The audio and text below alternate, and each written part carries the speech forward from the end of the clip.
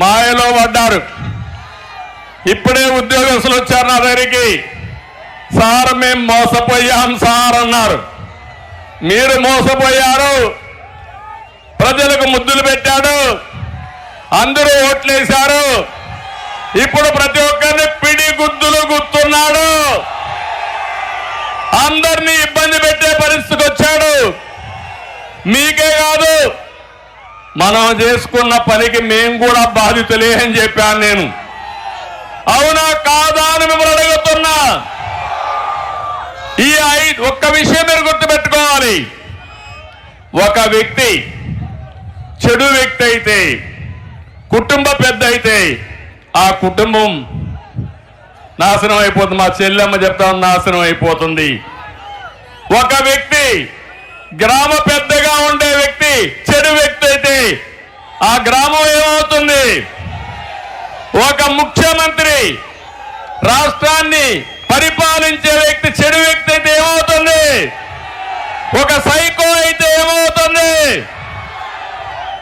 నా బాధ అదే, ఈరోజు అదే జరుగుతా ఉంది. మొత్తం రాష్ట్రం అంతా నేను చూస్తున్నాను. ఇప్పుడు మీరు చెప్పాలి, 5 ఏళ్లలో 5 కోట్ల మంది అందరం బాధితులమే. ఏదో ఒక విధంగా బాధితులు. కొంతమంది బాగా సంపాదించే వాళ్ళకి ఎక్కువ, ఆస్తులు ఎక్కువ ఉంటే ఇంకా ఎక్కువైనాయి. మా ఆడబిడ్డలు బయట వచ్చే పరిస్థితి లేదు. భర్త కళ్ళ ముందరనే మా ఆడబిడ్డలకు రక్షణ లేదంటే, నిన్ననే విశాఖపట్నంలో ఒక దళిత మహిళ పైన 11 మంది మానభంగం చేశారంటే ఈ రాష్ట్రం ఎక్కడికి పోతుందో మీరే ఆలోచించాల్సిన అవసరం ఉంది.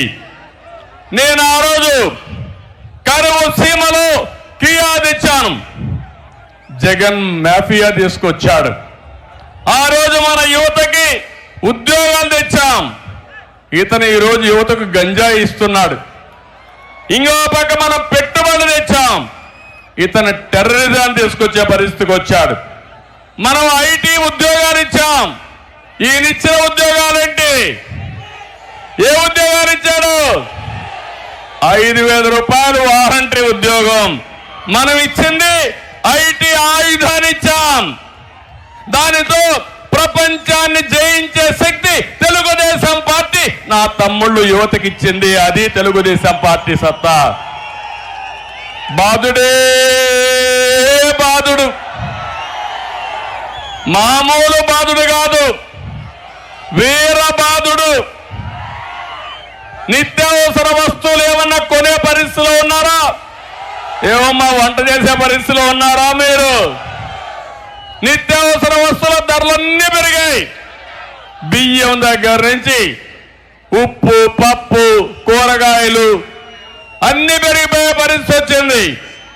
సామాన్య మానవుడు బ్రతకలేని పరిస్థితికి వచ్చాడు.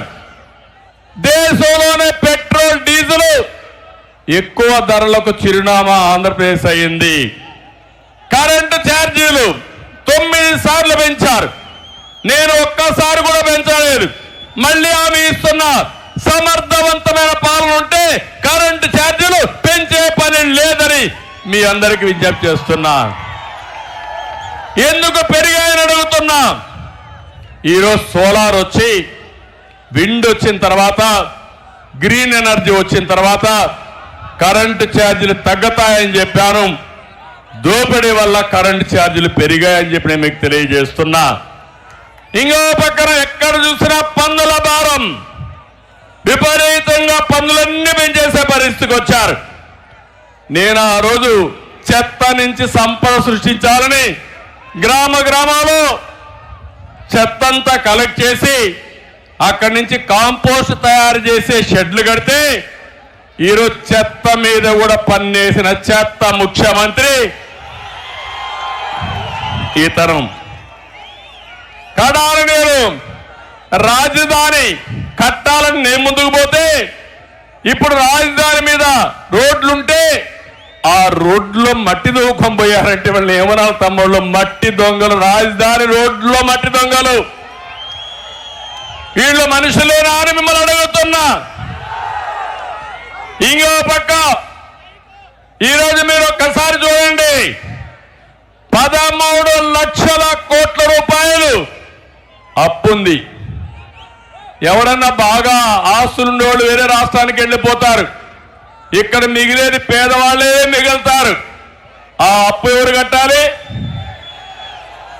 మీరు వాడే నిత్యావసర వస్తువులు, మీరు వాడే పెట్రోల్ డీజిల్, మీరు వాడే కరెంటు, దీని మీదనే ఇవన్నీ పడతాయి.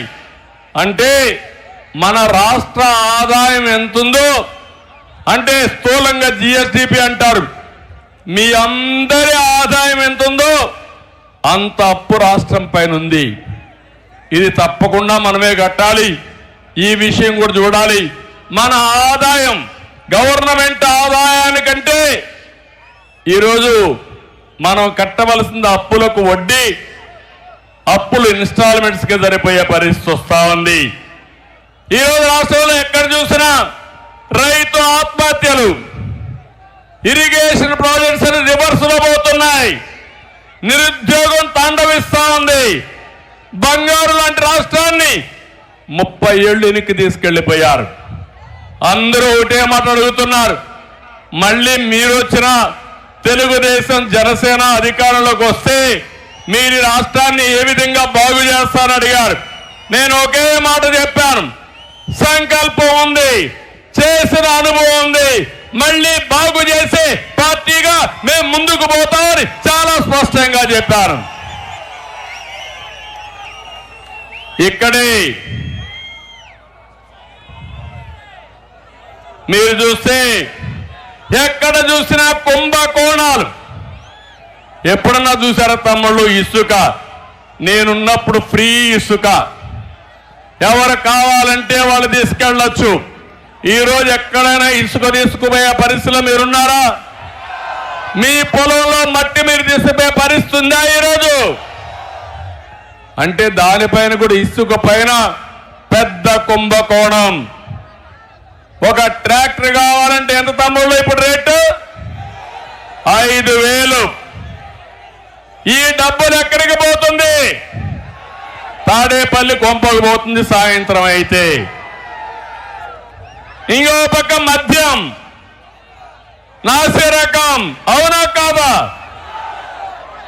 పేదవాళ్ళ రక్తాన్ని దాగే పరిస్థితికి వచ్చారు.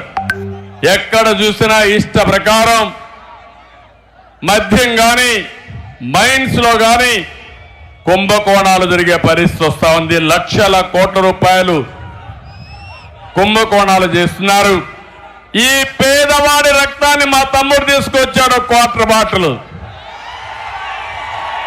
తప్పకుండా మందు బాబులకు అందరికీ శుభవార్త, రేట్లు తగ్గిస్తా, నాణ్యమైనటువంటి మద్యం వస్తుంది. మీ జీవితాలతో ఆడుకోను. రోజంతా కష్టపడి కొంతమంది శారీరక బాధలు మర్చిపోవాలని సాయంత్రం అయితే ఒక క్వార్టర్ బాటిల్లో దాంట్లో ఆఫ్ వేసుకోవాలనుకుంటే ఈ దుర్మార్గుడు మిమ్మల్ని దోచేస్తున్నాడు. జలగమారుగా మీ రక్తం తాగుతున్నాడు. తప్పకుండా నేను అండగా ఉంటా. మీకే కాదు, మొత్తానికి కూడా న్యాయం చేసే బాధ్యత నాదని మిమ్మల్ని తెలియజేస్తున్నా. 10 రూపాయలు మీకు ఇస్తున్నాడు, మీ జోబీకి కన్నం పెడుతున్నాడు, 100 రూపాయలు లాగేస్తున్నాడు. ఇది ఎక్కడ న్యాయం అని నేను అడుగుతున్నా.